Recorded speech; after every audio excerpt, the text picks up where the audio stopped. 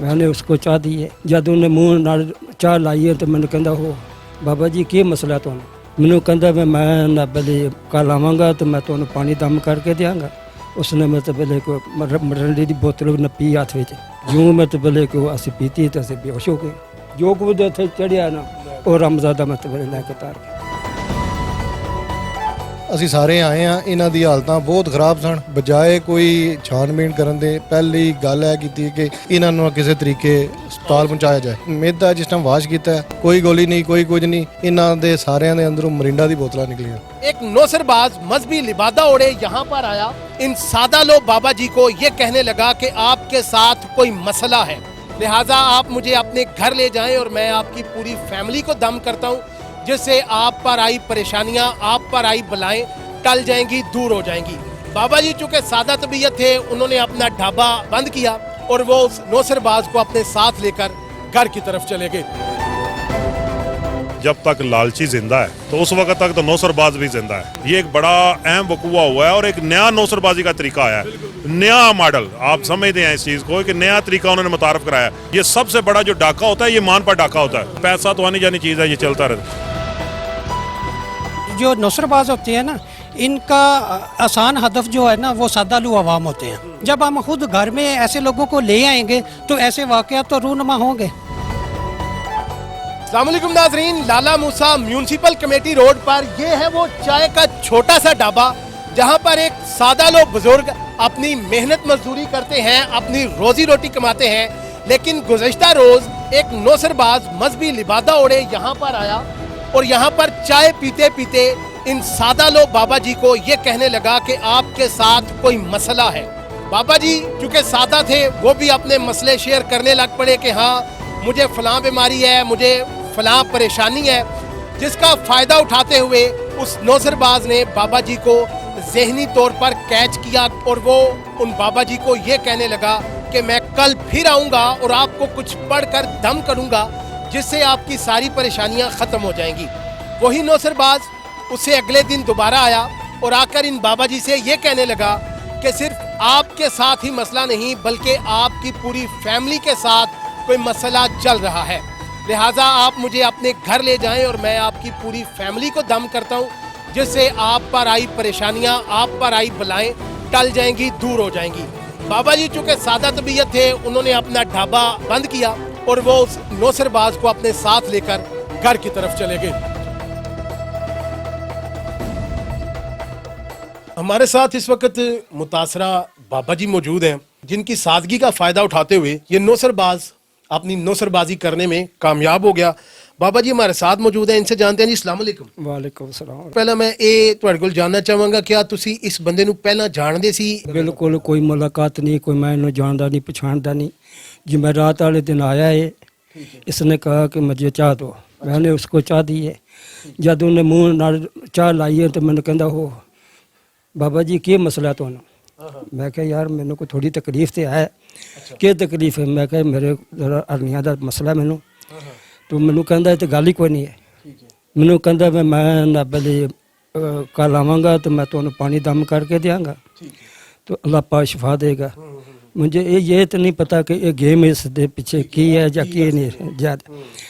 वो मेरे साथ जब मैं पीछे पीछे आ गया ना, पहले मैं नमाज शादी पढ़ रहा था, उसने मतलब पहले को मरंडी की बोतल न पी हाथ में जूँ मतलब पहले को असी पीती तो अस बेहोश हो गए।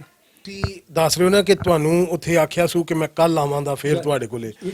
जुमेरात दा वाक़या है, काम जेड़ा जुमे दा। अब फिर जुम्मे नूं दोबारा फिर दोबारा आके तुहानू क्या आख्या? जा दोबारा ये आख्या से मैं तुहानू दम करना और अल्लाह पाक शिफा दे दे। सारी फैमिली नूं दम कर या सारिਆਂ ਨੂੰ पानी पिलाया, उसने मैनू किता सो दम। मैं ते पहले ठीक है, उत्थे तुहानू मिलिया वे चाह दे खोखे दे, उत्थे तुहानू कहंदा तुहानू भी दम करना ते तुहाडे घरदे नूं भी दम करना, मैनू घर लै चलो।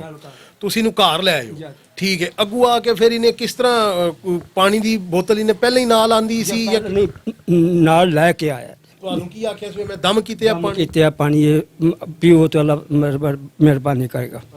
और एक यानी कि 10 मिनट के अंदर अंदर ही सारा मसला जो वो उल्ट पुलट हो गया। वैसे इन्हू मैं बाहर कढ़िया, बाहर इनू कढ़िया, मेरे को मेरी दरवाज़ा नहीं बंद होया। इस दरवाज़ा ना बंद होने की वजह से सारा फायदा जड़ा ना उठा गया, यानी मोबाइल दे है 2 साइकिल 20-25 हज़ार का कोई नगद सौदा सी, वो काफ़ी सारा मतलब लेके जो कुछ मेरी चादर है जो कुछ इतने चढ़िया ना वो रमजादा मतलब लैके तार गया। बदबख्ती दी समझ लो, जहलीत समझ लो, जो कुछ भी है मैं इस गल तस्लीम करना कि नहीं होना चाहिए सी, उन्होंने घर नहीं लिया चाहिए सी। जो कुछ भी है उन्होंने मैं आखदा जो मेरे ना कम जड़ा करने तू ऐसे कर, बहुत नहायत अफसोस। बाकी ये नहीं से पता कि दुनिया के उत्ते ये भी कम होंदा कि जानू मारदा है।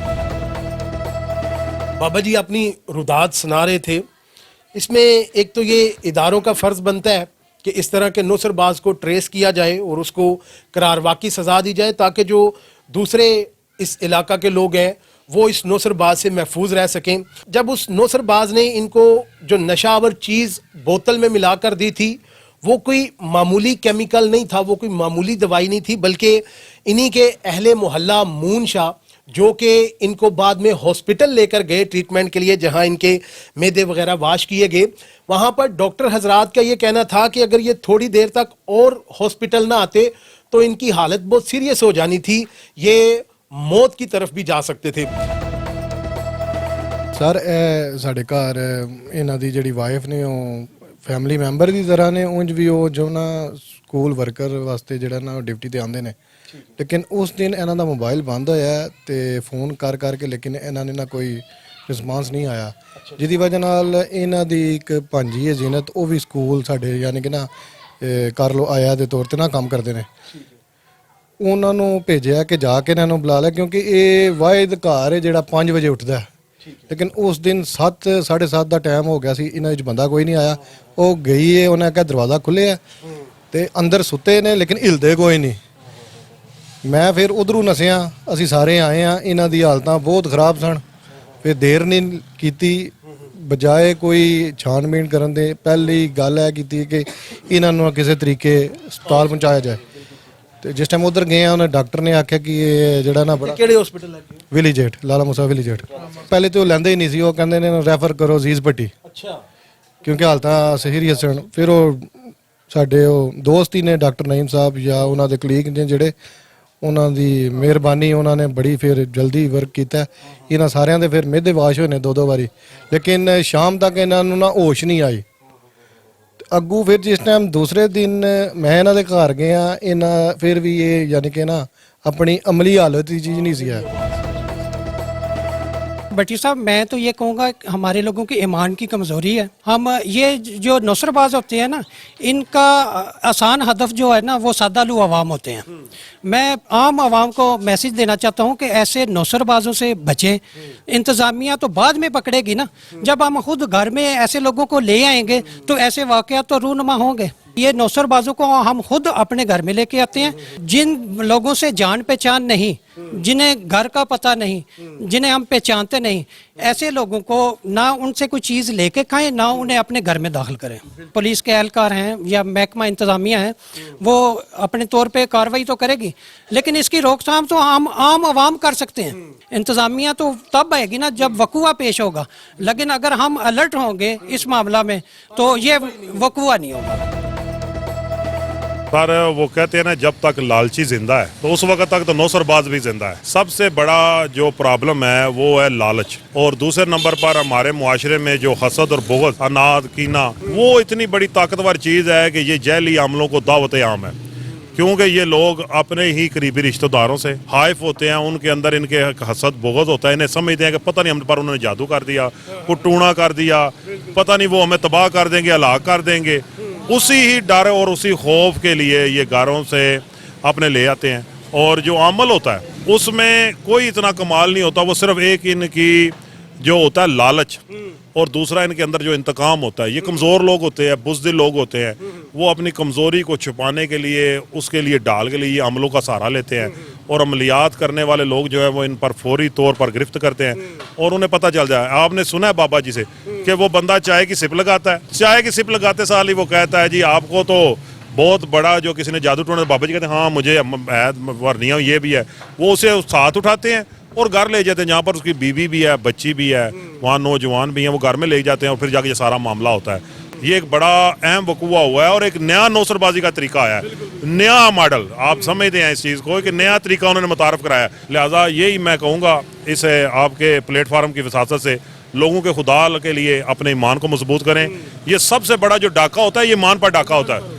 अल्लाह की तरफ से तवज्जो उठाकर बंदा जो अपनी तरफ मुतवज्जे करता है, जो अल्लाह की तरफ, ये लोग जो होते हैं ना, जालिम लोग हैं, ये लोग अल्लाह की तरफ से लोगों के ईमानों को लूटते हैं। पैसा तो आनी जानी चीज़ है, ये चलता रहता है।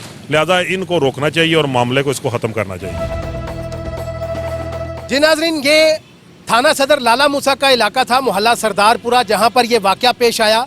इस वकूए का मुकदमा दर्ज हो चुका है और इस केस के जो आईओ हैं, इन्वेस्टिगेशन ऑफिसर, वो अब्दुल हई साहब हैं, सब इंस्पेक्टर। वो इस वक्त गश्त पर मामूर हैं और उन्होंने अपना टेलीफोनिक मौक़िफ़ देते हुए ये बताया है कि सीसीटीवी कैमरास की मदद से मुलजिम की शनाख्त की कोशिश जारी है। जल्द ही ये मुलजिम सलाखों के पीछे होगा और अवाम जो है वो इससे तहफ़्फ़ुज़ महसूस करेंगी। इसके साथ अपने मेज़बान अली अकबर और तौसीफ़ अजीज़ को दीजिए इजाज़त। आपसे फिर होगी मुलाकात। अल्लाह हाफ़िज़।